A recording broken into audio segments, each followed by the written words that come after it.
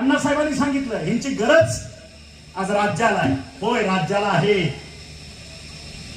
परत अभिमानानं सांगतो, छाती ठोकपणे सांगतो, कुणाला वाईट वाटलं असेल तर मला काही देणं नाही. लक्षात घ्या, माता सुरक्षित घर सुरक्षित हा उपक्रम आरोग्यमंत्री झाल्याबरोबर तानाजी सावंत 2022 ला राबवला.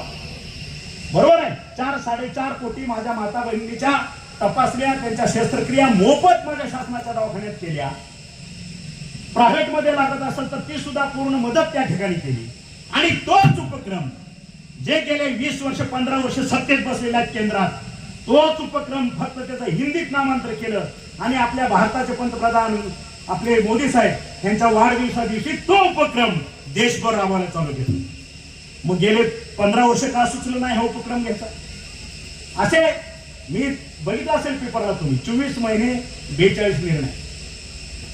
जे निर्णय घेतले ते कुठल्या कॉन्ट्रॅक्टरच्या हिताचे नाही घेतले.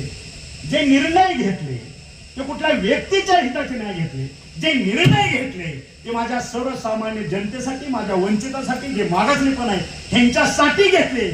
हे सत्याचं दुःख नाही, हे सत्याचं दुःख नाही. आणि तो दिवस उचलेल. आपण स्वस्त बसणारी माणसं नाही, हे महाराष्ट्रालाही माहिती आहे. आणि